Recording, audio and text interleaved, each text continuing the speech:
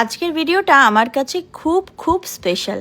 আসলে এই ভিডিওটা তোমাদের সঙ্গে আরও কয়েকদিন আগেই শেয়ার করার ইচ্ছে ছিল, কিন্তু তোমরা তো জানোই এই কয়েকদিন আমরা কতটা ব্যস্ত ছিলাম।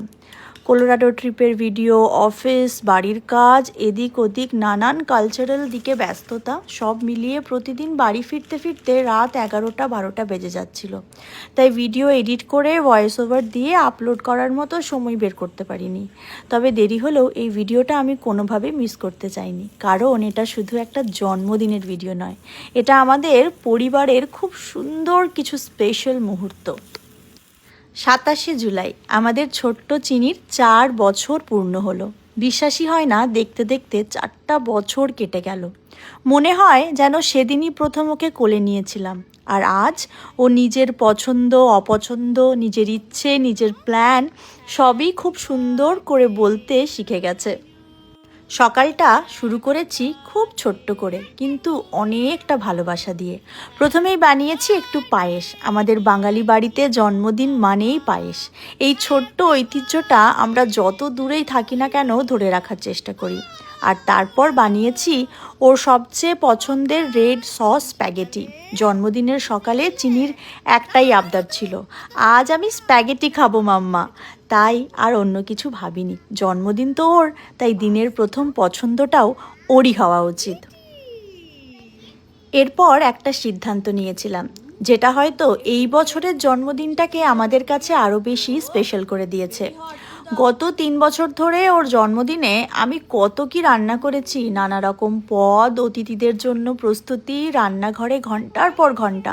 কিন্তু পরে যখন ভিডিও বা ছবিগুলো দেখেছি তখন একটা জিনিস বারবার মনে হয়েছে, জন্মদিনটা ছিল চিনির, কিন্তু দিনের বড় একটা সময় আমি আর কুন্তল কাটিয়েছি কাজের মধ্যে, রান্নাঘরে, আয়োজনে, সব কিছু নিখুঁত করার চেষ্টায়। আর সেই সময়টা হয়তো চিনির সঙ্গে কাটানো হলো না। তখনই ঠিক করেছিলাম এই বছরের জন্মদিনটা একটু অন্যরকম হবে। এই বছর রান্না নয়, আয়োজন নয়, সময়টাই হবে সবচেয়ে বড় উপহার। যেহেতু জন্মদিনটা চিনির এবছর সোমবার পড়েছিল, তাই আমি আর কুন্তল দুজনেই অফিস থেকে ছুটি নিয়েছিলাম। আর এখন তো ওর সামার ভ্যাকেশন চলছেই, তাই স্কুলেরও কোনো চিন্তা ছিল না। ব্রেকফাস্ট শেষ করেই আমরা বেরিয়ে পড়লাম। আজকের পুরো দিনটা শুধু চিনির জন্য। আমরা খুব ভালো করেই জানি চিনি সবচেয়ে বেশি কি ভালোবাসে, রাইডস। যেখানেই রাইড থাকে ওর চোখ দুটো একেবারে চকচক করে ওঠে। তাই কুন্তল অনেক খুঁজে এমন একটা জায়গা বের করেছিল যেখানে শুধু অ্যামিউজমেন্ট রাইডস নয়, বাচ্চাদের জন্য ওয়াটার রাইডসও আছে। ভাবলাম জন্মদিনে এর থেকে ভালো সারপ্রাইজ আর কি হতে পারে। আজ আমরা চলে এসেছি সেসেমে প্লেসে। এটা শুধু একটা অ্যামিউজমেন্ট পার্ক নয়, এটা একটা থিমড পার্ক, যেখানে পুরো পার্কটাই সাজানো হয়েছে ছোটদের প্রিয় এলমো আর সেসেমে স্ট্রিটের বিভিন্ন কার্টুন চরিত্রকে ঘিরে। গেট দিয়ে ঢোকার পর থেকেই চিনির মুখের এক্সপ্রেশনটা দেখার মতো ছিল। চারদিকে Elmo, Cookie Monster, Abby, Big Bird, যেন ওর টিভির কার্টুনগুলো আজ বাস্তবে চলে এসেছে। তারপর শুরু হলো একের পর এক রাইড, কখনো ছোট্ট রোলার কোস্টার, কখনো ফ্লাইং রাইড, কখনো ক্যারাউজেল, কখনো আবার স্প্ল্যাশ রাইড। প্রতিটা রাইডে ওঠার আগে চিনির উত্তেজনা, আর রাইড শেষ হওয়ার পর সেই বড় বড় হাসি। সত্যি বলতে ওর হাসিটাই আজকের দিনের সবচেয়ে বড় আমাদের উপহার ছিল। সবচেয়ে ভালো লাগার বিষয় হলো আজ আমাদের কোনো তাড়া ছিল না, কোথাও পৌঁছানোর তাড়া নেই, রান্না শেষ করার তাড়া নেই, অতিথিদের ব্যস্ততা নেই। আজ শুধু আমরা 3জন আর আমাদের সঙ্গে অনেকটা সময় একসঙ্গে হাঁটলাম, রাইডে চড়লাম, ছবি তুললাম, গল্প করলাম, হাসলাম। আর তখনই মনে হচ্ছিল জন্মদিনের আসল মানে হয়তো এটাই। অনেক দামি উপহার নয়, বড়সড় পার্টি নয়, বরং যাদের সবচেয়ে বেশি ভালোবাসি তাদের সঙ্গে মন ভরে সময় কাটানো। এখানে শুধু রাইড নয়, পুরো পার্কটাই যেন ছোট ছোট বাচ্চাদের স্বপ্নের একটা দুনিয়া। চারিদিকে Elmo, Cookie Monster, Abby Cadabby, Big Bird. টিভিতে যাদের এতদিন শুধু পর্দার ওপারে দেখেছে, আজ যেন তারা সবাই সত্যি সত্যি ওর সামনে এসে দাঁড়িয়েছে। চিনির রিয়াকশনটা কিন্তু দেখার মতো ছিল। ও একদম হাঁ করে এলমো আর বাকি কার্টুন ক্যারেক্টারগুলোর দিকে তাকিয়েছিল, যেন ওর ছোট্ট মাথায় তখন একটাই প্রশ্ন ঘুরছে, এরা টিভি থেকে এখানে চলে এলো কী করে। প্রথমে ও এতটাই অবাক হয়ে গিয়েছিল যে কাছে যাওয়ার বদলে একটু দূর থেকেই ওদের দেখছিল, এমনকি একটু ভয়ও পাচ্ছিল। আমরা যতই বলছি যাও এলমোকে হাই বলো, ও ততই আমাদের হাতটা শক্ত করে ধরে দাঁড়িয়ে থাকছিল। 4 বছরের একটা বাচ্চার কাছে হয়তো ওর সবচেয়ে প্রিয় কার্টুন চরিত্রগুলোকে হঠাৎ করে বাস্তবে সামনে দেখতে পাওয়া সত্যি এক অন্যরকম অনুভূতি। পার্কটায় ছোটদের জন্য অসংখ্য অ্যামিউজমেন্ট রাইড ছিল, কিন্তু খুব তাড়াতাড়ি আমরা বুঝে গেলাম আজ চিনির আসল ভালোবাসার রাইড নয়, জল। জলের মধ্যে যত রকম রাইড আছে সেগুলিতেই ও চলে যাচ্ছে। ওয়াটার প্লে এরিয়াতে ঢোকার পর ও যেন আর বেরোতেই চাইছিল না। এদিক থেকে ওদিক, কখনো ছোট স্লাইড, কখনো ফোয়ারা, আবার কখনো দৌড়ে গিয়ে জলের নিচে দাঁড়িয়ে পড়ছে। যতবার ভিজছে ততবারই যেন আরও বেশি করে আনন্দ পাচ্ছে। আর সেখানে একটা জিনিস ছিল যেটা দেখার জন্য শুধু চিনি নয়, বড়রাও দাঁড়িয়ে অপেক্ষা করছিল। মাথার ওপরে একটা বিশাল বাকেট, ধীরে ধীরে জল ভরছে, সবাই নিচে দাঁড়িয়ে আছে কখন জল উপচে পড়বে সেই অপেক্ষায়। চিনি প্রথমে বুঝতে পারছিল না সবাই এক জায়গায় দাঁড়িয়ে আছে কেন। তারপর ওকে আমরা দেখালাম, দেখো একটু পরেই কিন্তু জল ধপ করে আমাদের গায়ে এসে পড়বে।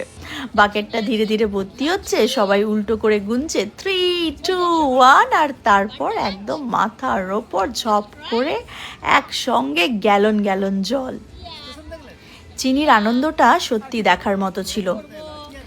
তারপর এতটাই খিদে পেয়ে গেছিলো রাইডসগুলো করে যে আমরা একটু নাগেটস আর ফ্রেঞ্চ ফ্রাইজ এই দুটি তিনজনে মিলে আরাম করে বসে এই ভেজা কাপড়েই খেলাম, কারণ আমাদের ইচ্ছে আরও এখনও অনেকটা সময় আছে, অনেকগুলি রাইড করতে হবে।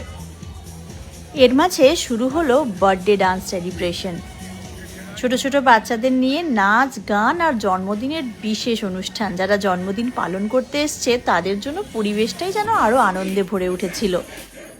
আর তারপর এলো সেই মুহূর্ত যার জন্য অনেকেই রাস্তার দুই পাশে দাঁড়িয়ে অপেক্ষা করছিল, সেসেমি স্ট্রিট প্যারেড। ধীরে ধীরে দূর থেকে গান ভেসে আসছে আর সেই গানে ডান্স করছে চিনি।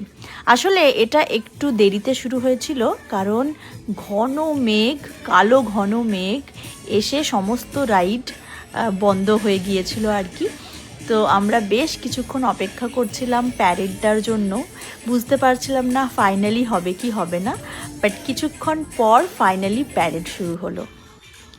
একে একে রঙিন প্যারেড ফ্লোটগুলো এগিয়ে আসতে শুরু করলো। Elmo, Cookie Monster, Abby, Big Bird এক এক করে সবাই নাচতে নাচতে, হাত নাড়তে নাড়তে সামনে দিয়ে চলে যাচ্ছে। চিনির চোখ তখন একদম স্থির, ও শুধু তাকিয়ে দেখছে, মাঝে মাঝে ছোট্ট করে হাত নাড়ছে, আবার কখনো আমার দিকে তাকিয়ে যেন নিশ্চিত হতে চাইছে এরা সত্যিই এসেছে। আমি তখন শুধু ওর মুখটাই দেখছিলাম, কারণ প্যারেডের থেকেও সুন্দর ছিল ওর চোখের সেই বিস্ময়। একজন 4 বছরের বাচ্চার কল্পনার জগৎ আর বাস্তব যখন কয়েক মিনিটের জন্য এক হয়ে যায়, সেই অনুভূতিটা বাবা মা হিসেবে ভাষায় বোঝানো সত্যিই কঠিন।